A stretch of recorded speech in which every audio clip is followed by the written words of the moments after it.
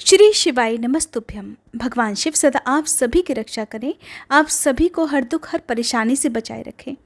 रसपान कीजिए आज की शिव पुराण कथा का, जिसमें आज आप सुनेंगे भगवान विष्णु का प्राकट्य कैसे हुआ, किसने उन्हें प्रकट किया, क्यों प्रकट किया। इस बारे में जानने के लिए कृपया आज की इस कथा को आप पूरा जरूर सुनिएगा।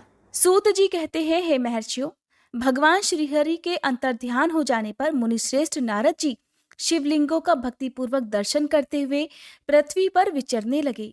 ब्राह्मणों, भूमंडल पर घूम फिरकर उन्होंने भोग और मोक्ष देने वाले बहुत से शिवलिंगों का प्रेम पूर्वक दर्शन किया। दिव्यदर्शी नारद जी भूतल के तीर्थों में विचर रहे हैं और इस समय उनका चित्त शुद्ध है, ये जानकर वे दोनों शिवगण उनके पास गए।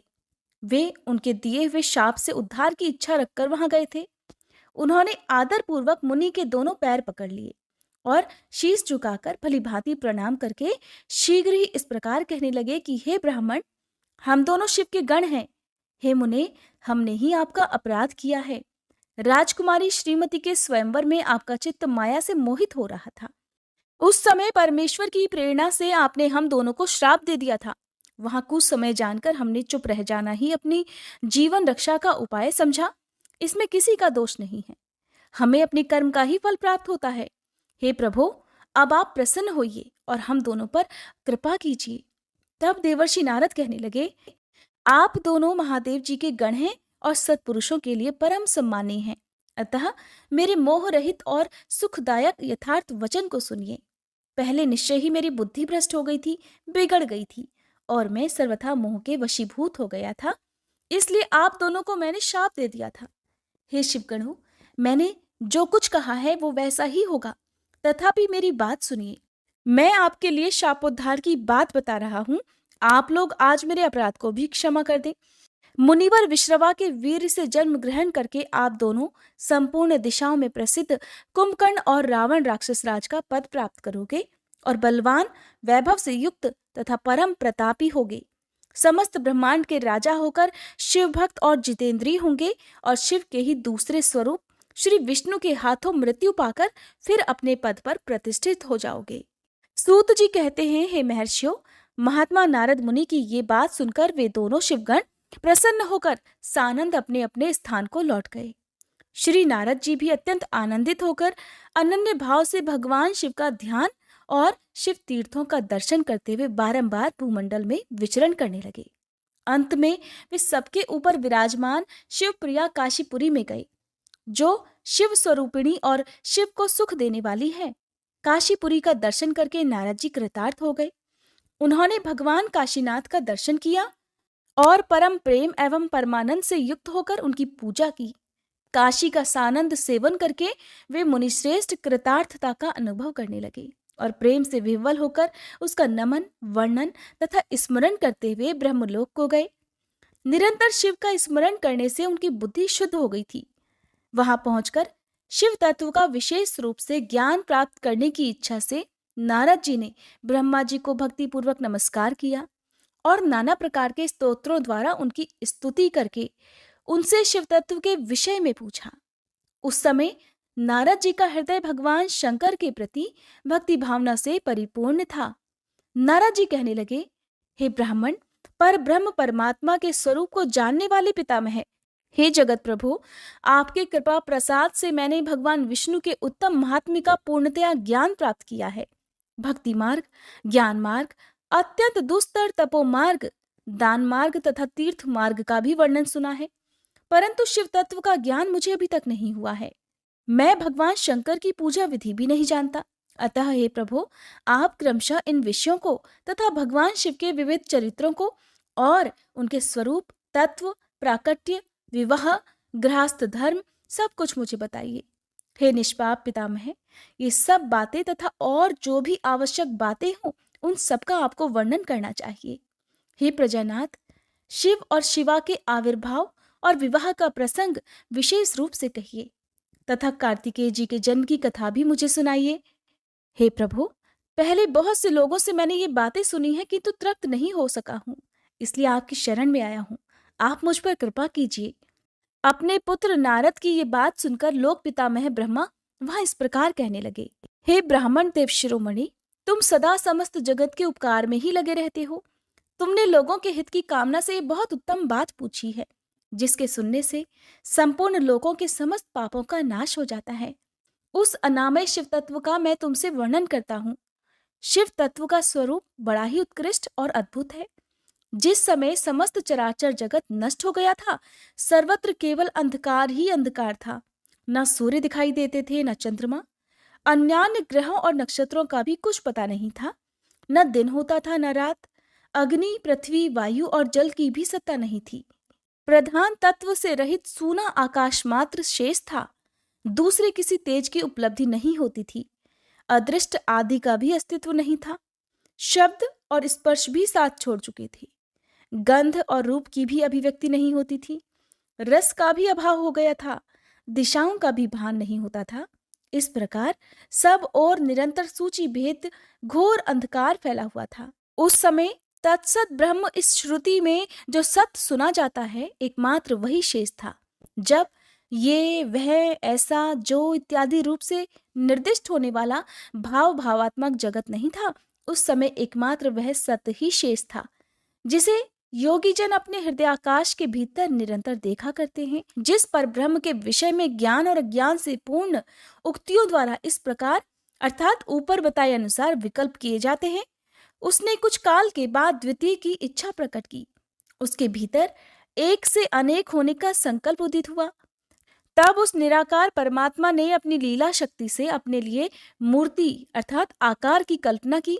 वह मूर्ति संपूर्ण ऐश्वर्य, गुणों से संपन्न, सर्वज्ञानमयी, शुभ स्वरूपा, सर्वव्यापिनी, सर्वरूपा, सर्वदर्शनी, सर्वकारिणी, सबकी एकमात्र वंदनीया, सर्वाद्या, सब कुछ देने वाली और संपूर्ण संस्कृतियों का केंद्र थी। उस शुद्ध रूपिणी ईश्वर मूर्ति की कल्पना करके वह अद्वितीय, अनादि, अनंत, सर्व प्रकाशक, चिन्मय, सर्वव्यापी और अविनाशी पर ब्रह्म अंतर्निहित हो गया। जो मूर्ति रहित परम ब्रह्म है, उसी की मूर्ति अर्थात चिन्मय आकार भगवान सदाशिव हैं। अर्वाचीन और प्राचीन विद्वान उन्हीं को ईश्वर कहते हैं।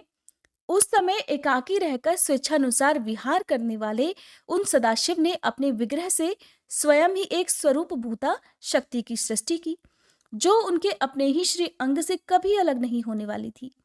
उस पराशक्ति को प्रधान, प्रकृति, गुणवती, माया, बुद्धि तत्व की जननी तथा विकार रहित बताया है। वह शक्ति अंबिका कही गई है। उसी को प्रकृति, सर्वेश्वरी, त्रिदेव जननी, नित्या और मूल कारण भी कहते हैं। सदाशिव द्वारा प्रकट की गई उस शक्ति के 8 भुजाएं हैं। उस शुभ लक्षणा देवी के मुख की शोभा विचित्र है। वह अकेली ही अपने मुखमंडल में सदा एक सहस्त्र चंद्रमाओं की कांति धारण करती हैं। नाना प्रकार के आभूषण उसके श्री अंगों की शोभा बढ़ाते हैं। वह देवी नाना प्रकार की गतियों से संपन्न है और अनेक प्रकार के अस्त्र शस्त्र धारण करती है। उसके खुले हुए नेत्र खिले हुए कमल के समान जान पड़ते हैं। वह अचिंत्य तेज से जगमगाती है। वह सबकी योनि है और सदा उद्यमशील रहती है। एकाकिनी होने पर भी वह माया संयोगवशात अनेक हो जाती है। वे जो सदाशिव हैं, उन्हें परम पुरुष, ईश्वर, शिव, शंभु और महेश्वर कहते हैं। वे अपने मस्तक पर आकाश गंगा को धारण करते हैं। उनके भाल देश में चंद्रमा शोभित हैं। उनके 5 मुख हैं और प्रत्येक मुख में 3-3 नेत्र हैं। उनका चित्त सदा प्रसन्न रहता है। वे 10 भुजाओं से युक्त और त्रिशूलधारी हैं। उनके श्री अंगों की प्रभा कर्पूर के समान श्वेत गौर है। वे अपने सारे अंगों में भस्म रमाए रहते हैं। उन काल रूपी ब्रह्मा ने एक ही समय शक्ति के साथ शिवलोक नामक क्षेत्र का निर्माण किया था। उस उत्तम क्षेत्र को ही काशी कहते हैं। वह परम निर्वाण या मोक्ष का स्थान है जो सबके ऊपर विराजमान है। वे प्रिया प्रियतम रूप शिव शक्ति जो परमानंद स्वरूप है, उस मनोरम क्षेत्र में निवास करते हैं। काशीपुरी परमानंद रूपिणी है। हे मुने, शिव और शिवा ने प्रलय काल में भी कभी उस क्षेत्र को अपने सानिध्य से मुक्त नहीं किया है। इसलिए विद्वान पुरुष उसे अविमुक्त क्षेत्र के नाम से भी जानते हैं। यह क्षेत्र आनंद का हेतु है। इसलिए पिनाकधारी शिव ने पहले उसका नाम आनंदवन रखा था। उसके बाद वह अविमुक्त के नाम से प्रसिद्ध हुआ। हे देवर्षि, एक समय उस आनंद वन में रमण करते हुए शिवा और शिव के मन में ये इच्छा हुई कि किसी दूसरे पुरुष की भी सृष्टि करनी चाहिए, जिस पर यह सृष्टि संचालन का महान भार रखकर हम दोनों केवल काशी में रहकर इच्छानुसार विचरें और निर्वाण धारण करें। वही पुरुष हमारे अनुग्रह से सदा सबकी सृष्टि करे, पालन करे और वही अंत में सबका संहार भी करे। ये चित्त एक समुद्र के समान है। इसमें चिंता की उत्ताल तरंगे उठ उठकर इसे चंचल बनाए रहती हैं। इसमें सत्वगुण रूपी रत्न, तमोगुण रूपी ग्रह और रजोगुण रूपी मूंगे भरे हुए हैं। इस विशाल चित्त समुद्र को संकुचित करके हम दोनों उस पुरुष के प्रसाद से आनंद कानन अर्थात काशी में सुखपूर्वक निवास करें। यह आनंदवन वह स्थान है जहां हमारी मनोवृत्ति सब ओर से सिमटकर इसी में लगी हुई है तथा जिसके बाहर का जगत चिंता से आतुर प्रतीत होता है।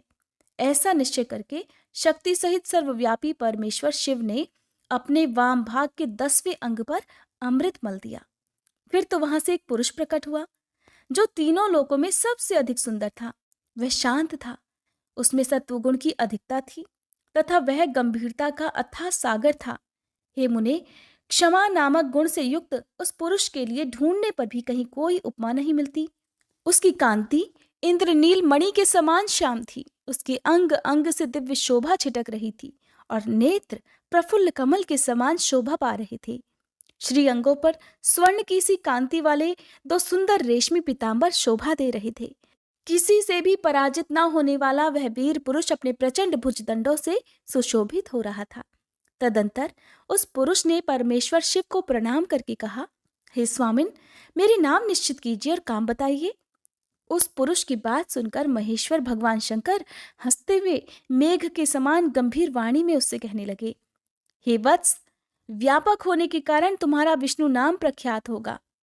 इसके सिवा और भी बहुत से नाम होंगे जो भक्तों को सुख देने वाले होंगे।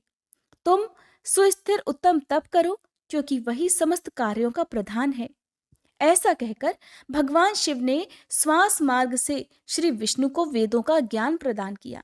इसके बाद अपनी महिमा से कभी च्युत न होने वाले श्री हरि भगवान शिव को प्रणाम करके भारी तपस्या करने के लिए और शिव शक्ति सहित परमेश्वर शिव भी पार्षद गणों के साथ वहां से अदृश्य हो गए। भगवान विष्णु ने सुदीर्घ काल तक बड़ी कठिन तपस्या की। तपस्या के परिश्रम से युक्त भगवान विष्णु के अंगों से नाना प्रकार की जल धाराएं निकलने लगी। ये सब भगवान शिव की माया से ही संपन्न हुआ। हे महामुने, उस जल से सारा सूना आकाश व्याप्त हो गया। वह ब्रह्म रूप जल अपने स्पर्श मात्र से सब पापों का नाश करने वाला सिद्ध हुआ। उस समय थके हुए परम पुरुष विष्णु ने स्वयं उस जल में शयन किया। वे दीर्घ काल तक बड़ी प्रसन्नता के साथ उसमें रहे। नार अर्थात जल में शयन करने के कारण ही उनका नारायण यह श्रुति सम्मत नाम प्रसिद्ध हो गया। उस समय उन परम पुरुष नारायण के सिवा दूसरी कोई प्राकृत वस्तु नहीं थी। उसके बाद ही उन महात्मा नारायण देव से यथा समय सभी तत्व प्रकट हुए। हे महामुनि विद्वन, मैं उन तत्वों की उत्पत्ति का प्रकार बता रहा हूं, सुनो। प्रकृति से महतत्व प्रकट हुआ और महतत्व से तीनों गुण। इन गुणों के भेद से ही त्रिविध अहंकार की उत्पत्ति हुई। अहंकार से 5 तन्मात्राएं हुई और उन 5 तन्मात्राओं से 5 भूत प्रकट हुए। उसी समय ज्ञानेंद्रियों और कर्मेंद्रियों का भी प्रादुर्भाव हुआ। हे मुनिश्रेष्ठ, इस प्रकार मैंने तुम्हें तत्वों की संख्या बताई है। इनमें से पुरुष को छोड़कर शेष सारे तत्व प्रकृति से प्रकट हुए हैं, इसलिए सब के सब जड़ हैं। तत्वों की संख्या 24 है। उस समय एकाकार हुए 24 तत्वों को ग्रहण करके वे परम पुरुष नारायण भगवान शिव की इच्छा से ब्रह्मरूप जल में सो गए। ब्रह्मा जी कहते हैं, हे देवर्षि, जब नारायण देव जल में शयन करने लगे उस समय उनकी नाभि से भगवान शंकर की इच्छावश सहसा एक उत्तम कमल प्रकट हुआ जो बहुत बड़ा था। उसमें असंख्य नाल दंड थे। उसकी कांति कनेर के फूल के समान पीले रंग की थी तथा उसकी लंबाई और ऊंचाई भी अनंत योजन थी। वह कमल करोड़ों सूर्यों के समान प्रकाशित हो रहा था। सुंदर होने के साथ ही संपूर्ण तत्वों से युक्त था और अत्यंत अद्भुत परम रमणीय दर्शन के योग्य तथा सबसे उत्तम था। तत्पश्चात कल्याणकारी परमेश्वर सांब सदाशिव ने पूर्ववत प्रयत्न करके मुझे अपने दाहिने अंग से उत्पन्न किया। हे मुने, उन महेश्वर ने मुझे तुरंत ही अपनी माया से मोहित करके नारायण देव के नाभि कमल में डाल दिया और लीलापूर्वक मुझे वहां से प्रकट किया। इस प्रकार उस कमल से पुत्र के रूप में मुझ हिरण्यगर्भ का जन्म हुआ। मेरे 4 मुख हुए और शरीर की कांति लाल हुई। मेरे मस्तक त्रिपुंड्र की रेखा से अंकित थे। हे तात, भगवान शिव की माया से मोहित होने के कारण मेरी ज्ञान शक्ति इतनी दुर्बल हो रही थी कि मैंने उस कमल के सिवा दूसरे किसी को अपने शरीर का जनक या पिता नहीं जाना। मैं कौन हूँ, कहाँ से आया हूँ, मेरा कार्य क्या है, मैं किसका पुत्र होकर उत्पन्न हुआ हूँ और किसने इस समय मेरा निर्माण किया है। इस प्रकार संशय में पड़े हुए मेरे मन में ये विचार उत्पन्न हुआ कि मैं किस लिए मोह में पड़ा हुआ हूँ। जिसने मुझे उत्पन्न किया है उसका पता लगाना तो बहुत ही सरल है। इस कमल पुष्प का जो पत्रयुक्त नाल है उसका उद्गम स्थान इस जल के भीतर नीचे की ओर है। जिसने मुझे उत्पन्न किया है वो पुरुष भी वही होगा, इसमें कोई संशय नहीं। ऐसा निश्चय कर मैंने अपने को कमल से नीचे उतारा। हे मुने, मैं उस कमल की एक एक नाल में गया और सैकड़ों वर्षों तक वहां भ्रमण करता रहा, किंतु कहीं भी उस कमल के उद्गम का उत्तम स्थान मुझे मिला ही नहीं। तब पुनः संशय में पड़कर मैं उस कमल पुष्प पर जाने को उत्सुक हुआ और नाल के मार्ग से उस कमल पर चढ़ने लगा। इस तरह बहुत ऊपर जाने पर भी मैं उस कमल के कोश को नहीं पा सका। उस दशा में मैं और भी मोहित हो गया। हे मुने, उस समय भगवान शिव की इच्छा से परम मंगलमयी उत्तम आकाशवाणी प्रकट हुई, जो मेरे मोह का विध्वंस करने वाली थी। उस वाणी ने कहा, तप करो। उस आकाशवाणी को सुनकर मैंने अपने जन्मदाता पिता का दर्शन करने के लिए उस समय पुनः प्रयत्न पूर्वक 12 वर्षों तक घोर तपस्या की। तब मुझ पर कृपा करने के लिए ही 4 भुजाओं और सुंदर नेत्रों से सुशोभित भगवान विष्णु वहां सहसा प्रकट हो गए। उन परम पुरुष ने अपने हाथों में शंख, चक्र, गदा और पद्म धारण कर रखे थे। उनके सारे अंग सजल जलधर के समान श्याम कांति से सुशोभित थे। उन परम प्रभु ने सुंदर पीतांबर पहन रखा था। उनके मस्तक आदि अंगों में मुकुट आदि महामूल्यवान आभूषण शोभा पाते थे।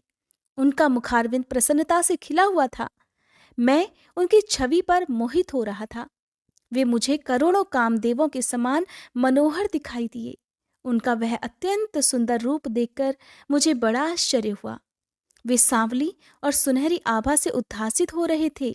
उस समय उन सद सत्व स्वरूप परमात्मा 4 भुजा धारण करने वाले महाबाहु नारायण देव को वहां उस रूप में अपने साथ देखकर मुझे बड़ा हर्ष हुआ। तदंतर उन नारायण देव के साथ मेरी बातचीत प्रारंभ हुई। भगवान शिव की लीला से वहां हम दोनों में कुछ विवाद छिड़ गया। उसी समय हम लोगों के बीच में एक महान अग्नि स्तंभ अर्थात ज्योतिर्मय लिंग प्रकट हुआ। मैंने और श्री विष्णु ने क्रमशः ऊपर और नीचे जाकर उसके आदि अंत का पता लगाने के लिए बड़ा प्रयत्न किया, परंतु हमें कहीं भी उसका कोई ओर छोर नहीं मिला। मैं थककर ऊपर से नीचे लौट आया और भगवान विष्णु भी उसी तरह नीचे से ऊपर आकर मुझसे मिले। हम दोनों शिव जी की माया से मोहित थे। श्री हरि ने मेरे साथ आगे पीछे से और अगल बगल से परमेश्वर शिव को प्रणाम किया। फिर वे सोचने लगे, ये क्या वस्तु है, इसके स्वरूप का निर्देश नहीं किया जा सकता, क्योंकि ना तो इसका कोई नाम है न कर्म ही है। लिंग रहित तत्व ही यहाँ लिंग भाव को प्राप्त हो गया है। ध्यान मार्ग में भी इसके स्वरूप का कुछ पता नहीं चलता। इसके बाद मैं और श्री हरि दोनों ने अपने चित्त को स्वस्थ करके उस अग्नि स्तंभ को प्रणाम करना आरंभ कर दिया। हम दोनों कहने लगे, हे महाप्रभु, हम आपके स्वरूप को नहीं जानते। आप जो कोई भी क्यों न हो, आपको हमारा नमस्कार है। हे महेशान, आप शीघ्र ही हमें अपने यथार्थ रूप का दर्शन कराइए। हे मुनिश्रेष्ठ, इस प्रकार अहंकार से आविष्ट हुए हम दोनों ही वहां नमस्कार करने लगे। ऐसा करते हुए हमारे 100 वर्ष बीत गए। अब जानिए कि किस प्रकार ब्रह्मा और विष्णु को भगवान शिव के शब्दमय शरीर का दर्शन हुआ। श्री ब्रह्मा जी कहते हैं, हे मुनिश्रेष्ठ नारद, इस प्रकार हम दोनों देवता गर्व रहित होकर निरंतर प्रणाम करते रहे। हम दोनों के मन में एक ही अभिलाषा थी कि इस ज्योतिर्लिंग के रूप में प्रकट हुए परमेश्वर प्रत्यक्ष दर्शन दे। भगवान शंकर दीनों के प्रतिपालक, अहंकारियों का गर्व चूर्ण करने वाले तथा सबके अविनाशी प्रभु हैं। वे हम दोनों पर दयालु हो गए। उस समय वहां उन सुर श्रेष्ठ से ओम ओम ऐसा शब्द रूप नाद प्रकट हुआ जो स्पष्ट रूप से सुनाई देता था। जोर जोर से प्रकट होने वाले उस शब्द के विषय में ये क्या है, ऐसा सोचते हुए समस्त देवताओं के आराध्य में भगवान विष्णु मेरे साथ संतुष्ट चित्त से खड़े रहे। वे सर्वथा वैरभाव से रहित थे। उन्होंने लिंग के दक्षिण भाग में सनातन आदिवर्ण अकार का दर्शन किया, उत्तर भाग में उकार का, मध्य भाग में मकार का और अंत में ओम इस नाद का साक्षात दर्शन और अनुभव किया। दक्षिण भाग में प्रकट हुए आदिवर्ण आकार को सूर्य मंडल के समान तेजोमय देखकर जब उन्होंने उत्तर भाग में दृष्टिपात किया, तब वहां उकार वर्ण अग्नि के समान दीप्तशाली दिखाई दिया। हे मुनिश्रेष्ठ, इसी तरह उन्होंने मध्य भाग में मकार को चंद्रमंडल के समान उज्जवल कांति से प्रकाशमान देखा। उस समय श्री हरि ये सोचने लगे कि ये अग्नि स्तंभ यहाँ कहाँ से प्रकट हुआ है। हम दोनों फिर इसकी परीक्षा करें। मैं इस अनुपम अनंत स्तंभ के नीचे जाऊंगा, ऐसा विचार करते हुए श्री हरि ने वेद और शब्द दोनों के आवेश से युक्त विश्वात्मा शिव का चिंतन किया। तब वहां एक ऋषि प्रकट हुए, जो ऋषि समूह के परम सार रूप माने जाते हैं। उन्हीं ऋषि के द्वारा परमेश्वर श्री विष्णु ने जाना कि इस शब्द ब्रह्ममय शरीर वाले परम लिंग के रूप में साक्षात पर ब्रह्म स्वरूप महादेव जी ही यहाँ प्रकट हुए हैं। ये चिंता रहित अथवा अचिंत्य रुद्र हैं। जहां जाकर मन सहित वाणी उसे प्राप्त किए बिना ही लौट आती है। इन बीजी भगवान महेश्वर के लिंग से अकार रूप बीज प्रकट हुआ, जो उकार रूप योनि में स्थित होकर सब ओर बढ़ने लगा। वह स्वर्णमय अंड के रूप में ही बताने योग्य था। उसका और कोई भी विशेष लक्षण नहीं लक्षित होता था। वह दिव्य अंड अनेक वर्षों तक जल में ही स्थित रहा। तदंतर 1000 वर्ष के बाद उस अंड के 2 टुकड़े हो गए। जल में स्थित हुआ वह अंड अजन्मा ब्रह्मा जी की उत्पत्ति का स्थान था और साक्षात महेश्वर के आघात से ही फूटकर 2 भागों में विभक्त हो गया था। उस अवस्था में उसका ऊपर स्थित हुआ स्वर्णमय कपाल बड़ी शोभा पाने लगा। वहीं द्युलोक के रूप में प्रकट हुआ तथा उसका दूसरा नीचे वाला कपाल था, वही ये 5 लक्षणों से युक्त पृथ्वी है। इस तरह देवेश्वर शिव को जानकर श्री हरि ने शक्ति संभूत मंत्रों द्वारा उत्तम एवं महान अभ्युदय से शोभित होने वाले उस महेश्वर देव का स्तवन किया। इसी बीच में मेरे साथ विश्वपालक भगवान विष्णु ने एक और भी अद्भुत और सुंदर रूप देखा। हे मुने, वह रूप 5 मुखों वाला और 10 भुजाओं से अलंकृत था। उसकी कांति कर्पूर के समान गौर थी। वह नाना प्रकार की छटाओं से छविमान और भांति भांति के आभूषणों से विभूषित था। उस परम उदार महापराक्रमी और महापुरुष के लक्षणों से संपन्न अत्यंत उत्कृष्ट रूप का दर्शन करके मैं और श्री हरि दोनों कृतार्थ हो गए। श्री ब्रह्मा जी कहते हैं, हे नारद जी, भगवान विष्णु के द्वारा की हुई अपनी स्तुति सुनकर करुणानिधि महेश्वर बड़े प्रसन्न हुए और उमा देवी के साथ सहसा वहां प्रकट हो गए। उस समय उनके 5 मुख और प्रत्येक मुख में 3-3 नेत्र शोभा पा रहे थे। भाल देश में चंद्रमा का मुकुट सुशोभित था। सिर पर जटा धारण किए गौरवर्ण विशाल नेत्र शिव ने अपने संपूर्ण अंगों में विभूति लगा रखी थी। उनके 10 भुजाएं थी, कंठ में नील चिन्ह था। उनके श्री अंग समस्त आभूषणों से विभूषित थे। उन सर्वांग सुंदर शिव के मस्तक भस्ममय त्रिपुंड से अंकित थे। ऐसे विशेष गुणों से युक्त परमेश्वर महादेव जी की भगवती उमा के साथ उपस्थिति देख मैंने और भगवान विष्णु ने पुनः प्रिय वचनों द्वारा उनकी स्तुति की। तब पापहारी करुणा कर भगवान महेश्वर ने प्रसन्नचित होकर उन श्री विष्णु देव को श्वास रूप से वेद का उपदेश दिया। हे मुने, उनके बाद शिव ने परमात्मा श्री हरि को गुह्य ज्ञान प्रदान किया। फिर उन परमात्मा ने कृपा करके मुझे भी वह ज्ञान दिया। वेद का ज्ञान प्राप्त करके कृतार्थ हुए भगवान विष्णु ने मेरे साथ हाथ जोड़कर महेश्वर को नमस्कार करके पुनः उनसे पूजन की विधि बताने तथा सदुपदेश देने के लिए प्रार्थना की। श्री ब्रह्मा जी कहते हैं कि हे मुने, श्री हरि की यह बात सुनकर अत्यंत प्रसन्न हुए कृपा निधान भगवान शिव ने प्रीतिपूर्वक यह बात कही।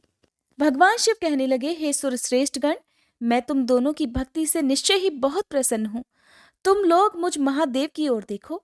इस समय तुम्हें मेरा स्वरूप जैसा दिखाई देता है वैसे ही रूप का प्रयत्न पूर्वक पूजन चिंतन करना चाहिए। तुम दोनों महाबली हो और मेरी स्वरूप भूता प्रकृति से प्रकट हुए हो। मुझ सर्वेश्वर के दाएं बाएं अंगों से तुम्हारा आविर्भाव हुआ है। ये लोक पितामह ब्रह्मा मेरे दाहिने पार्श्व से उत्पन्न हुए हैं और तुम अर्थात विष्णु मुझ परमात्मा के वाम पार्श्व से प्रकट हुए हो। मैं तुम दोनों पर भलीभांति प्रसन्न हूँ और तुम्हें मनोवांछित वर देता हूँ। मेरी आज्ञा से तुम दोनों की मुझ में सुदृढ़ भक्ति हो। हे ब्राह्मण, तुम मेरी आज्ञा का पालन करते हुए जगत की सृष्टि करो और वत्स विष्णु, तुम इस चराचर जगत का पालन करते रहो। हम दोनों से ऐसा कहकर भगवान शंकर ने हमें पूजा की उत्तम विधि प्रदान की, जिसके अनुसार पूजित होने पर वे पूजक को अनेक प्रकार के फल प्रदान करते हैं। शंभु की उपर्युक्त बातें सुनकर मेरे सहित श्री हरि ने महेश्वर को हाथ जोड़कर प्रणाम करते हुए कहा, प्रभु, यदि हमारे प्रति आपके हृदय में प्रीति उत्पन्न हुई है और यदि आप हमें वरदान देना आवश्यक समझते हैं, तो हम तो यही वर मांगते हैं कि आप में हम दोनों की सदा अनन्य और अविचल भक्ति बनी रहे। ब्रह्मा जी कहते हैं, हे मुने, श्री हरि की ये बात सुनकर भगवान हर ने पुनः मस्तक झुकाकर प्रणाम करके हाथ जोड़ खड़े हुए उन नारायण देव से स्वयं कहा। श्री महेश्वर कहने लगे, मैं सृष्टि, पालन और संहार करता हूँ, सगुण और निर्गुण हूँ तथा सच्चिदानंद स्वरूप निर्विकार पर ब्रह्म परमात्मा हूँ। हे विष्णु, सृष्टि, रक्षा और प्रलय रूप गुणों अथवा कार्यों के भेद से मैं ही ब्रह्मा, विष्णु और रुद्र नाम धारण करके तीनों स्वरूपों में विभक्त हुआ हूँ। हरे, वास्तव में सदा निष्कल हूँ। हे विष्णु, तुमने और ब्रह्मा ने मेरे अवतार के निमित्त जो स्तुति की है, तुम्हारी उस प्रार्थना को मैं अवश्य सच्ची करूंगा, क्योंकि मैं भक्तवत्सल हूँ। ब्राह्मण, मेरा ऐसा ही परम उत्कृष्ट रूप तुम्हारे शरीर से इस लोक में प्रकट होगा, जो नाम से रुद्र कहलाएगा। मेरे अंश से प्रकट हुए रुद्र की सामर्थ्य मुझसे कम नहीं होगी। जो मैं हूँ वही यह रुद्र है। पूजा की विधि विधान की दृष्टि से भी मुझ में और उसमें कोई अंतर नहीं है। जैसे ज्योति का जल आदि के साथ संपर्क होने पर भी उसमें स्पर्श दोष नहीं लगता, उसी प्रकार मुझ निर्गुण परमात्मा को भी किसी के संयोग से बंधन नहीं प्राप्त होता। ये मेरा शिव रूप है। जब रुद्र प्रकट होंगे तब वे भी शिव के ही तुल्य होंगे। महामुने, उनमें और शिव में परायपन का भेद नहीं करना चाहिए। वास्तव में एक ही रूप सब जगत में व्यवहार निर्वाह के लिए दो रूपों में विभक्त हो गया है। अतः शिव और रुद्र में कभी भेद बुद्धि नहीं करनी चाहिए। वास्तव में सारा दृश्य ही मेरे विचार से शिव रूप है। मैं, तुम, ब्रह्मा तथा जो ये रुद्र प्रकट होंगे, वे सब के सब एक रूप हैं। इनमें भेद नहीं है। भेद मानने पर अवश्य ही बंधन होगा, तथापि मेरा शिव रूप ही सनातन है। यही सदा सब रूपों का मूलभूत कहा गया है। ये सत्य, ज्ञान एवं अनंत ब्रह्मा है। ऐसा जानकर सदा मन से मेरे यथार्थ स्वरूप का दर्शन करना चाहिए। ब्राह्मण, सुनो, मैं तुम्हें एक गोपनीय बात बता रहा हूँ। मैं स्वयं ब्रह्मा जी की भ्रकुटी से प्रकट होऊंगा। गुणों में भी मेरा प्राकट्य कहा गया है। जैसा कि लोगों ने कहा है, हर तामस प्रकृति के हैं, वास्तव में उस रूप में अहंकार का वर्णन हुआ है। उस अहंकार को केवल तामस ही नहीं, वैकारिक अर्थात सात्विक भी समझना चाहिए, क्योंकि सात्विक देवगण वैकारिक अहंकार की ही सृष्टि है। ये तामस और सात्विक आदि भेद केवल नाम मात्र का है, वस्तुतः नहीं है। वास्तव में हर को तामस नहीं कहा जा सकता। हे ब्राह्मण, इसी कारण से तुम्हें ऐसा करना चाहिए। तुम तो इस सृष्टि के निर्माता बनो और श्री हरि इसका पालन करें तथा मेरे अंश से प्रकट होने वाले जो रुद्र हैं, वे इसका प्रलय करने वाले होंगे। ये जो उमा नाम से विख्यात परमेश्वरी प्रकृति देवी हैं, इन्हीं की शक्तिभूता वाग देवी ब्रह्मा जी का सेवन करेंगी। फिर इन प्रकृति देवी से वहां जो दूसरी शक्ति प्रकट होगी, वे लक्ष्मी रूप से भगवान विष्णु का आश्रय लेंगी।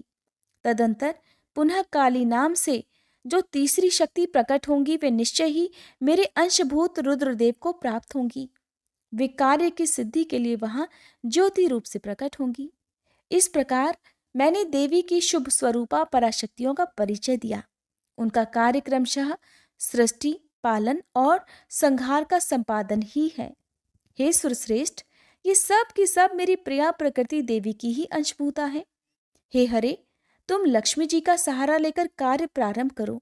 ब्राह्मण, तुम्हें प्रकृति की अंशभूता वाग्देवी को पाकर मेरी आज्ञा के अनुसार मन से सृष्टि कार्य का संचालन करना चाहिए, और मैं अपनी प्रिया की अंशभूता परात्पर काली का आश्रय लेकर रुद्र रूप से प्रलय संबंधी उत्तम कार्य करूंगा। तुम सब लोग अवश्य ही संपूर्ण आश्रमों तथा उनसे भिन्न अन्यान्य विविध कार्यों द्वारा चारों वर्णों से भरे हुए लोक की सृष्टि और रक्षा आदि करके सुख पाओगे। हरे, तुम ज्ञान विज्ञान से संपन्न तथा संपूर्ण लोकों के हितैषी हो, अतः अब मेरी आज्ञा पाकर जगत में सब लोगों के लिए मुक्तिदाता बन जाओ। मेरा दर्शन होने पर जो फल प्राप्त होता है वही तुम्हारा दर्शन होने पर भी होगा। मेरी ये बात सत्य है, ये बात सत्य है, इसमें संशय के लिए कोई स्थान नहीं। मेरे हृदय में विष्णु है और विष्णु के हृदय में मैं हूं। जो इन दोनों में अंतर नहीं समझता वही मुझे विशेष प्रिय है। श्रीहरि मेरे बाएं अंग से प्रकट हुए हैं, ब्रह्मा का दाहिने अंग से प्राकट्य हुआ है, और महाप्रलयकारी विश्वात्मा रुद्र मेरे हृदय से प्रादुर्भूत होंगे। हे विष्णु, मैं ही सृष्टि का पालन और संहार करने वाले रज आदि त्रिविध गुणों द्वारा ब्रह्मा, विष्णु और रुद्र नाम से प्रसिद्ध हो तीन रूपों में पृथक पृथक प्रकट होता हूँ। साक्षात शिव गुणों से भिन्न है, वे प्रकृति और पुरुष से भी परे हैं। अद्वितीय, नित्य, अनंत, पूर्ण एवं निरंजन पर ब्रह्म परमात्मा है। तीनों लोकों का पालन करने वाले श्री हरि अपने भीतर तमोगुण और बाहर सत्वगुण धारण करते हैं। त्रिलोकी का संहार करने वाले रुद्रदेव भीतर सत्वगुण और बाहर तमोगुण धारण करते हैं, तथा त्रिभुवन की सृष्टि करने वाले ब्रह्मा जी बाहर और भीतर से भी रजोगुणी ही हैं। इस प्रकार ब्रह्मा, विष्णु तथा रुद्र इन तीन देवताओं में गुण है, परंतु शिव गुणातीत माने गए हैं। हे विष्णु, तुम मेरी आज्ञा से इन सृष्टिकर्ता पितामह का प्रसन्नता पूर्वक पालन करो। ऐसा करने से तीनों लोकों में पूजनीय होगे। परमेश्वर शिव बोले, उत्तम व्रत का पालन करने वाले हरे, हे विष्णु, अब तुम मेरी दूसरी आज्ञा सुनो। उसका पालन करने से तुम सदा समस्त लोकों में माननीय और पूजनीय बने रहोगे। ब्रह्मा जी के द्वारा रचे गए लोक में जब कोई दुख या संकट उत्पन्न हो, तब तुम उन संपूर्ण दुखों का नाश करने के लिए सदा तत्पर रहना। तुम्हारे संपूर्ण दुस्सह कार्यों में मैं तुम्हारी सहायता करूंगा। तुम्हारे जो दुर्जय और अत्यंत उत्कट शत्रु होंगे, उन सबको मैं मार गिराऊंगा। हरे, तुम नाना प्रकार के अवतार धारण करके लोकों में अपनी उत्तम कीर्ति का विस्तार करो और सबके उद्धार के लिए तत्पर रहो। तुम रुद्र के ध्येय हो और रुद्र तुम्हारे ध्येय हैं। तुम में और रुद्र में कुछ भी अंतर नहीं है। जो मनुष्य रुद्र का भक्त होकर तुम्हारी निंदा करेगा, उसका सारा पुण्य तत्काल भस्म हो जाएगा। पुरुषोत्तम विष्णु, तुमसे द्वेष करने के कारण मेरी आज्ञा से उसको नरक में गिरना पड़ेगा।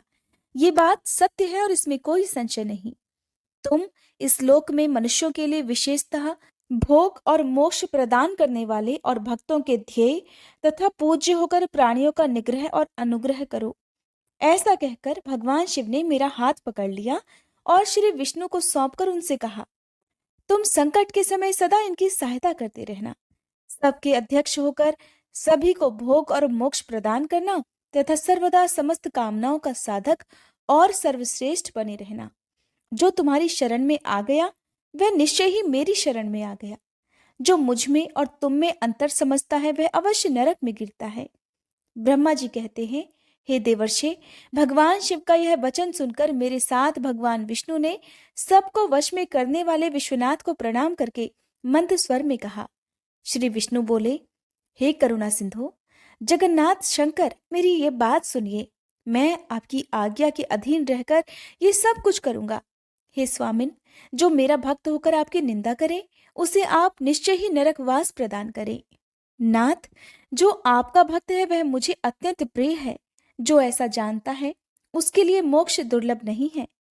श्री हरि का ये कथन सुनकर दुखहारी हर ने उनकी बात का अनुमोदन किया और नाना प्रकार के धर्मों का उपदेश देकर हम दोनों के हित की इच्छा से हमें अनेक प्रकार के वरदान दिए। इसके बाद भक्त वत्सल भगवान शंभु कृपा पूर्वक हमारी ओर देखकर हम दोनों के ही देखते देखते सहसा वही अंतर्ध्यान हो गए। तभी से इस लोक में लिंग पूजा का विधान चालू हुआ है। लिंग में प्रतिष्ठित भगवान शिव भोग और मोक्ष देने वाले हैं। शिवलिंग की जो वेदी या अर्घा है वह महादेवी का स्वरूप है और लिंग साक्षात महेश्वर का। लय का अधिष्ठान होने के कारण भगवान शिव को लिंग कहा गया है, क्योंकि उन्हीं में निखिल जगत का लय होता है। हे महामुने, जो शिवलिंग के समीप कोई कार्य करता है उसके पुण्य फल का वर्णन करने की शक्ति मुझ में नहीं है। तदंतर नारद जी के पूछने पर ब्रह्मा जी कहने लगे, हे मुने, हमें पूर्वोक्त आदेश देकर जब महादेव जी अंतर्ध्यान हो गए, तब मैं उनकी आज्ञा का पालन करने के लिए ध्यान मग्न होकर कर्तव्य का विचार करने लगा। उस समय भगवान शंकर को नमस्कार करके श्री हरि से ज्ञान पाकर परमानंद को प्राप्त हो मैंने सृष्टि करने का निश्चय किया। तात भगवान विष्णु भी वहां सदाशिव को प्रणाम करके मुझे आवश्यक उपदेश देकर तत्काल अदृश्य हो गए।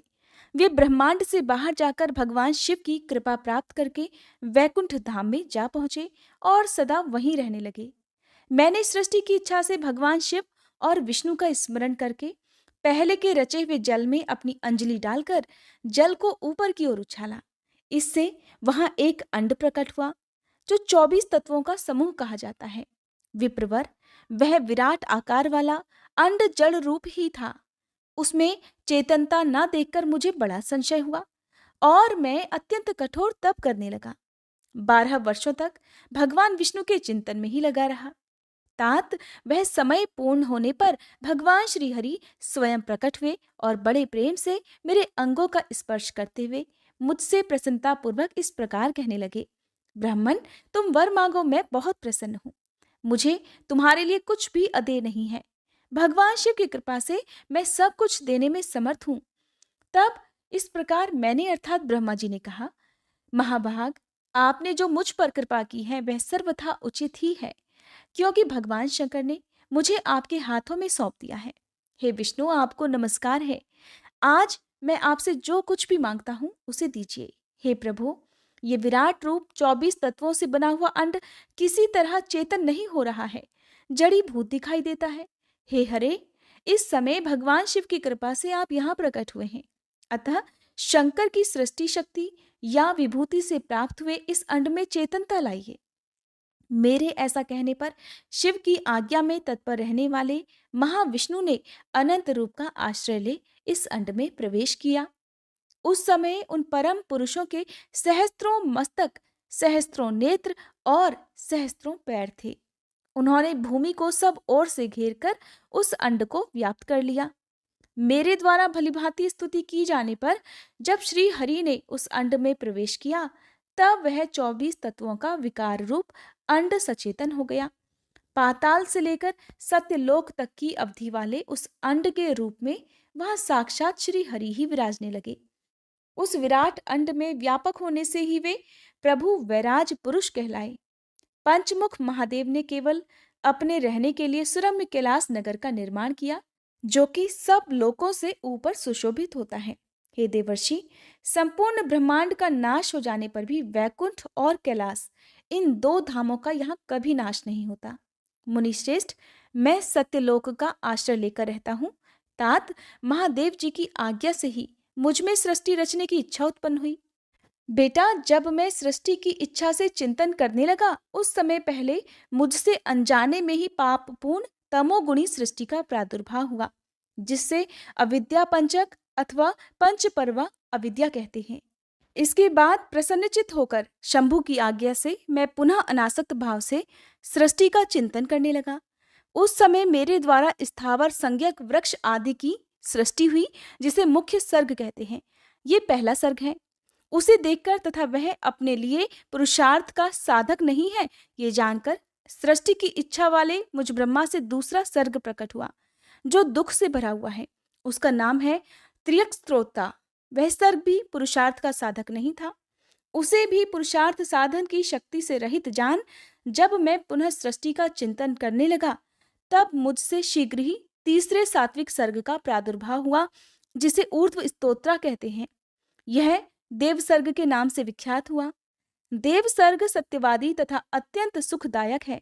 उसे भी पुरुषार्थ साधन की रुचि और अधिकार से रहित मानकर मैंने अन्य सर्ग के लिए अपने स्वामी श्री शिव का चिंतन आरंभ किया। तब भगवान शंकर की आज्ञा से एक रजोगुणी सृष्टि का प्रादुर्भाव हुआ, जिसे अर्वाक स्तोत्र कहा गया है। इस सर्ग के प्राणी मनुष्य हैं, जो पुरुषार्थ साधन के उच्च अधिकारी हैं। तदंतर महादेव जी की आज्ञा से भूत आदि की सृष्टि हुई। इस प्रकार मैंने 5 तरह की वैकृत सृष्टि का वर्णन किया है। इनके सिवा 3 प्राकृत सर्ग भी कहे हैं, जो मुझ ब्रह्मा के सानिध्य से प्रकृति से ही प्रकट हुए हैं। इनमें पहला महतत्व का सर्ग है, दूसरा सूक्ष्म भूतों अर्थात तन्मात्राओं का सर्ग है और तीसरा वैकारिक सर्ग कहलाता है। इस तरह ये 3 प्राकृत सर्ग हैं। प्राकृत और वैकृत दोनों प्रकार के सर्गों को मिलाने से 8 सर्ग होते हैं। इनके सिवा 9वां कुमार सर्ग है, जो प्राकृत और वैकृत भी है। इन सब के अवान्तर भेद का मैं वर्णन नहीं कर सकता, क्योंकि उसका उपयोग बहुत ही थोड़ा है। अब द्विजात्मक सर्ग का प्रतिपादन करता हूं। इसी का दूसरा नाम कुमार सर्ग है, जिसमें सनक सनंदन आदि कुमारों की महत्वपूर्ण सृष्टि हुई है। सनक आदि मेरे 4 मानस पुत्र हैं, जो मुझ ब्रह्मा के ही समान हैं। वे महान वैराग्य से संपन्न तथा उत्तम व्रत का पालन करने वाले हुए। उनका मन सदा भगवान शिव के चिंतन में ही लगा रहता है। वे संसार से विमुख और ज्ञानी हैं। उन्होंने मेरे आदेश देने पर भी सृष्टि के कार्य में मन नहीं लगाया। हे मुनिश्रेष्ठ नारद, सनक आदि कुमारों के दिए हुए नकारात्मक उत्तर को सुनकर मैंने बड़ा भयंकर क्रोध प्रकट हुआ। उस समय मुझ पर मोह छा गया। उस अवसर पर मैंने मन ही मन भगवान श्री हरि का ध्यान किया और वे शीघ्र ही आ गए और उन्होंने मुझे समझाते हुए कहा, तुम भगवान शिव की प्रसन्नता के लिए तप करो। मुनि श्रेष्ठ, जब श्री हरि ने मुझे ऐसी शिक्षा दी, तब मैं महाघोर और उत्कृष्ट तप करने लगा। सृष्टि के लिए तपस्या करते हुए मेरी दोनों भौहें और नासिका के मध्य भाग से, जो उनका अपना ही अभिमुक्त नामक स्थान है, महेश्वर की 3 मूर्तियों में से अन्यतम पूर्णांश सर्वेश्वर और दयासागर भगवान शिव अर्धनारीश्वर स्वरूप में प्रकट हुए, जो जन्म से रहित तेज की राशि, सर्वज्ञ तथा सर्वद्रष्टा हैं। उन नील लोहित नामधारी साक्षात उमा वल्लभ शंकर को सामने देख बड़ी भक्ति से मस्तक झुका उनकी स्तुति करके मैं बड़ा प्रसन्न हुआ और उन देव देवेश्वर से बोला, हे प्रभु, आप भांति भांति के जीवों की सृष्टि कीजिए। मेरी यह बात सुनकर उन देवाधिदेव महेश्वर रुद्र ने अपने ही समान बहुत से रुद्रगणों की सृष्टि की। तब मैंने अपने स्वामी महेश्वर महारुद्र से फिर कहा, देव, आप ऐसे जीवों की सृष्टि कीजिए जो जन्म और मृत्यु के भय से युक्त हों। मुनिश्रेष्ठ, मेरी ऐसी बातें सुनकर करुणा सागर महादेव जी हंस पड़े और तत्काल इस प्रकार कहने लगे, विधाता, मैं जन्म और मृत्यु के भय से युक्त अशोभन जीवों की सृष्टि नहीं करूंगा, क्योंकि वे कर्मों के अधीन हो दुख के समुद्र में डूबे रहेंगे। मैं तो दुख के सागर में डूबे हुए उन जीवों का उद्धार मात्र करूंगा। गुरु का स्वरूप धारण करके उत्तम ज्ञान प्रदान कर उन सबको संसार सागर से पार करूंगा। हे प्रजापते, दुख में डूबे हुए सारे जीव की सृष्टि तो तुम ही करो। मेरी आज्ञा से इस कार्य में प्रवृत्त होने के कारण तुम्हें माया नहीं बांध सकेगी।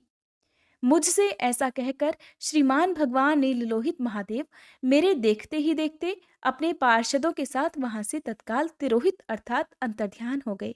इसके बाद क्या हुआ, ये जानने के लिए कृपया आप अगले अध्याय का इंतजार जरूर कीजिएगा।